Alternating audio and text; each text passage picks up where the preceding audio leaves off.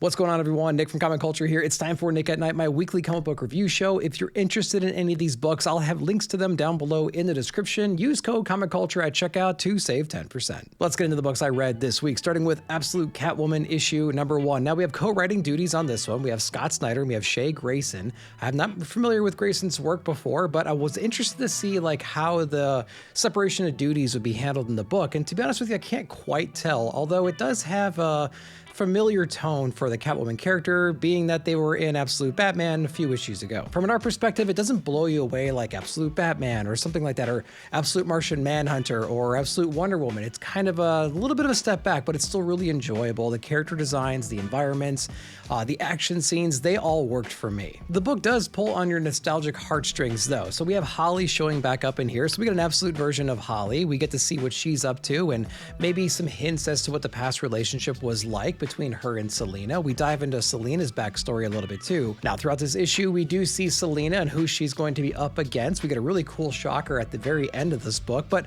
they're reporting to somebody else. So what's this structure look like? We're going to be uncovering that in future issues. There is an artifact that we get introduced to in this issue. What does it do? What's it for? We don't quite know, but we're going to be figuring that out as well. Now, Holly does play an interesting role in this book, both trying to crawl back to Selina to kind of get back with her, right? Go on a mission, do whatever it might be, but also she has some ulterior motives that we explore throughout the issue as well. For an issue number 1, it does a decent job of setting the foundation, letting us know what the Selina character is up to, how resourceful they are, how old the character is. That was kind of fun. And just some of the people that she used to hang out with, and we get to see Holly at the same time. But did it really give you that first issue punch, that, man, I could not wait to get issue number 2 vibe? Did it give me that? No, it didn't. But I will be reading the next one, and I think it's only a few issues long. Maybe it's going to be a mini-series, something like that. So, I can hang out for that and see where this character goes. I really enjoyed this character from Absolute Batman. We'll see what they can do with it in its own standalone title. Next up is Avengers Armageddon issue number 1. We have Chip Zdarsky on this. I honestly did not have a whole lot of high hopes. I'm not reading his Captain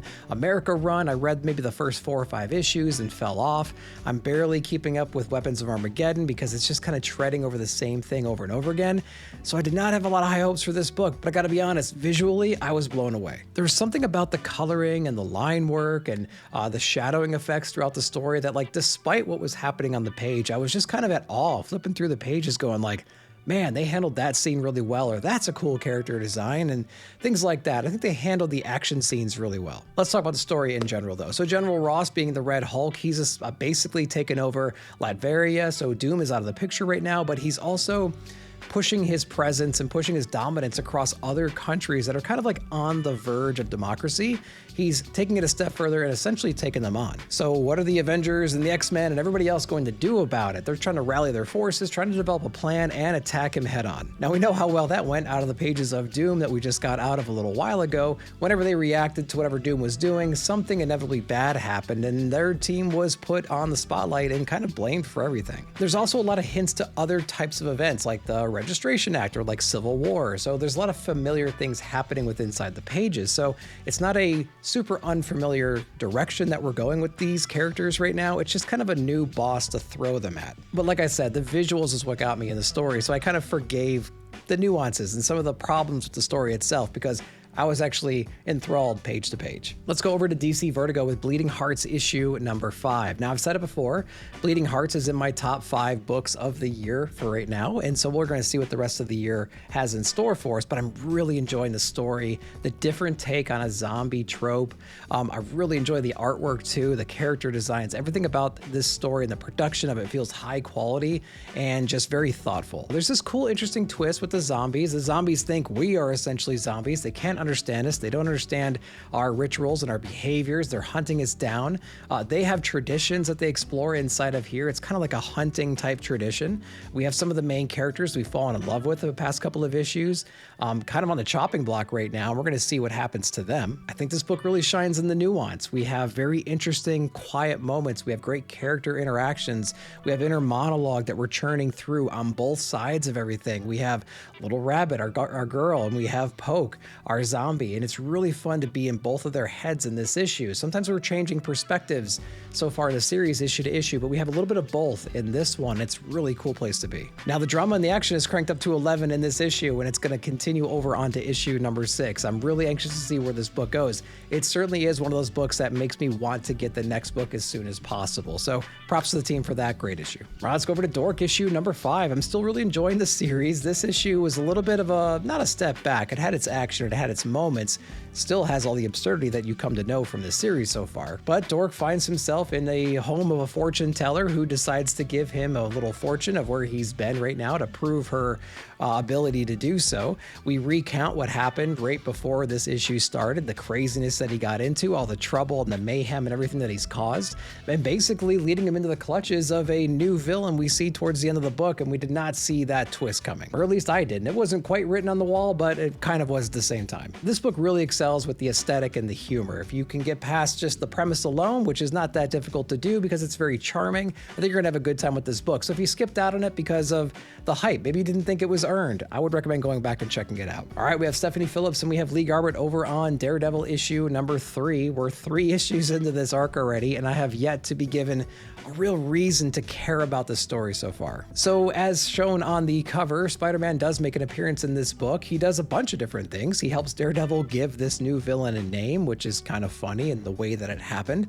He also gives him a very short and meaningless training montage to help Daredevil hone in on very specific cues that this Omen villain is setting off, because Omen's kind of dodging his radar sense right now. He doesn't quite understand why that's the case, but he's learning how to refocus his abilities so he can take him on next time. And he's somewhat successful in doing so. We do get another battle with Omen. It's very, very short, and we get a face reveal towards the end of the book, but it didn't really feel, I don't know, meaningful in any way. On the Matt Murdock side of the house, we do have trouble brewing as well. The police detectives that we were introduced to who are exploring these murders, these people gouging people's eyeballs out, they know that Matt Murdock is on the radar of whoever this killer is. They're going to warn him, and that was a very interesting conversation too. I felt like it needed to have this like lawyery talk with a detective. It was trying to be smart, but it didn't quite land. I don't feel like that would be the conversation they would have. So I don't really know what's going on with this book. I'm not too concerned about Matt. I'm not too concerned about how Daredevil's taking care of this, and I don't really care about the villain so far. The villain seems like an afterthought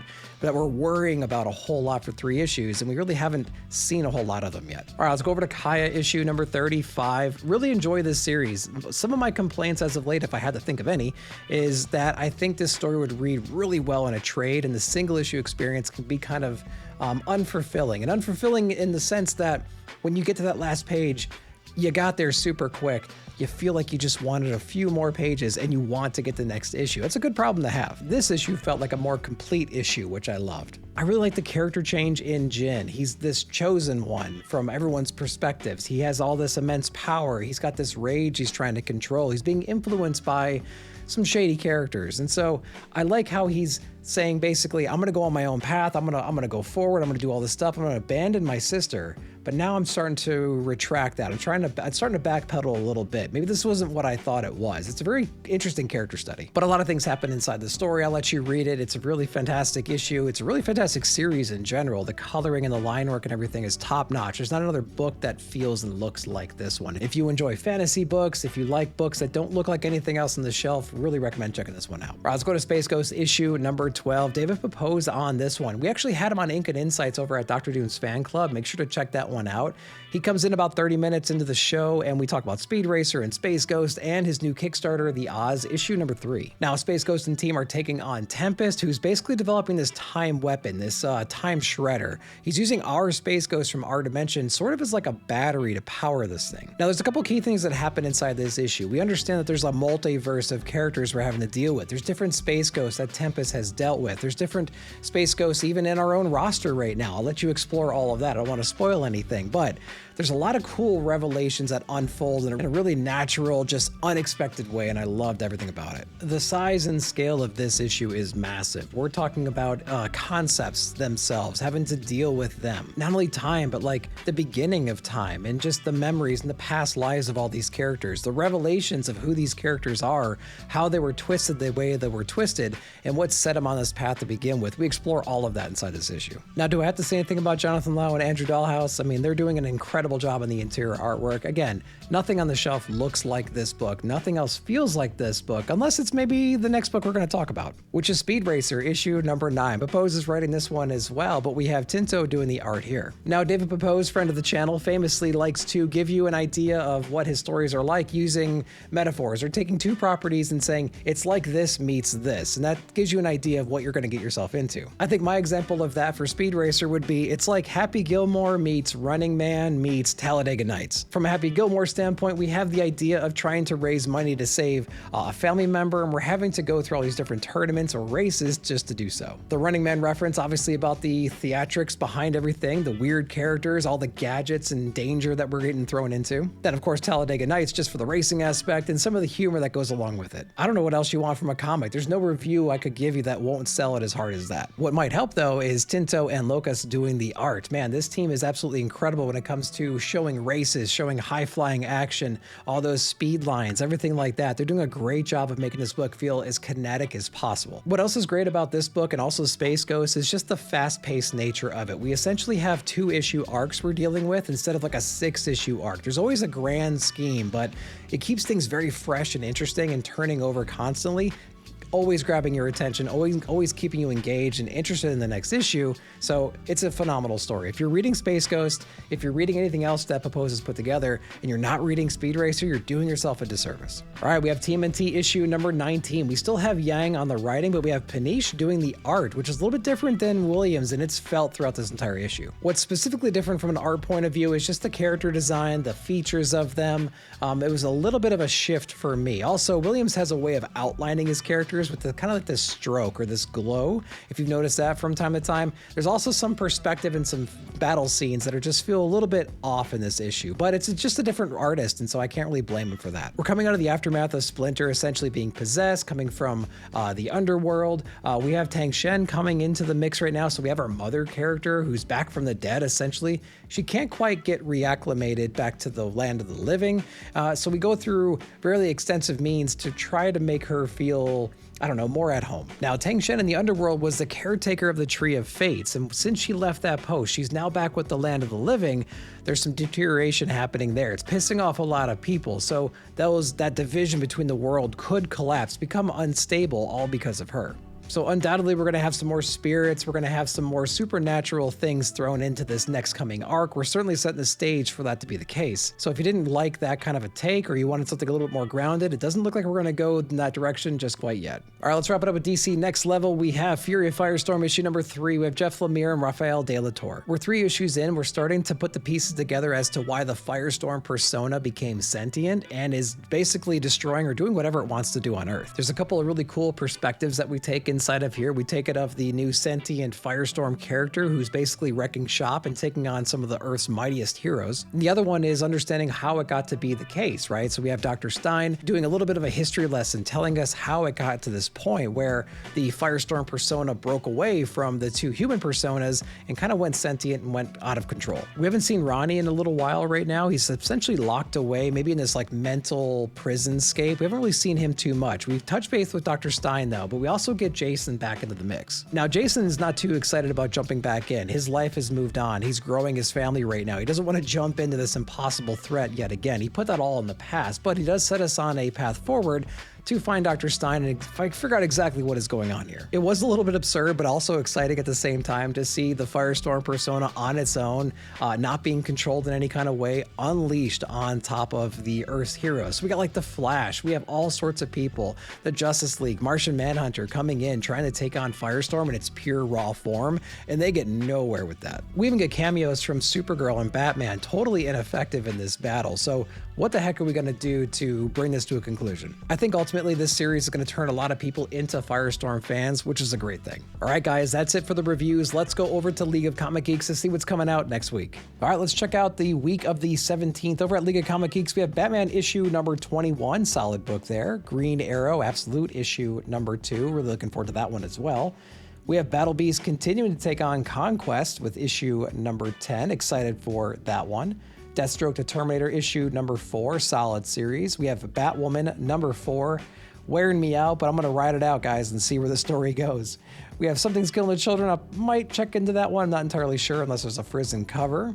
We have Lobo number 4. That's another hot seat book, to be honest, but we have Supergirl showing up, so we're going to see where that one goes.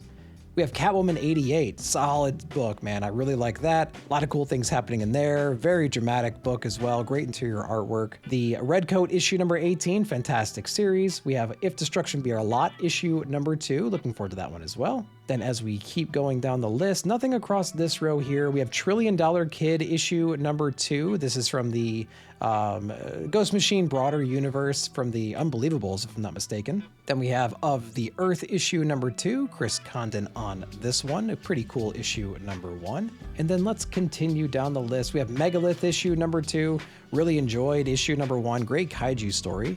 Dog Tag number 2, one of my favorite books that week coming out from Mad Cave and Mark Russell. We have The Return of Concrete with Stars Over Sand, from Paul Chadwick. Concrete's a fantastic series. I highly recommend going back and reading that before getting into this one, just because I don't know how new reader friendly this will be. Then we have Murder Drones issue number 4, reading this one with my daughter. We're having a good time doing that. Then let's see what else is coming out. That might be it for the week of the 17th. Not a bad week right there. All right, guys, I hope you enjoyed that. Let me know down below what you read and what your favorite books of the week were. Then while you're down there, like, subscribe, share, hit that bell notification to be alerted whenever I put out new videos. Thank you so much for watching. We'll see you in the comments.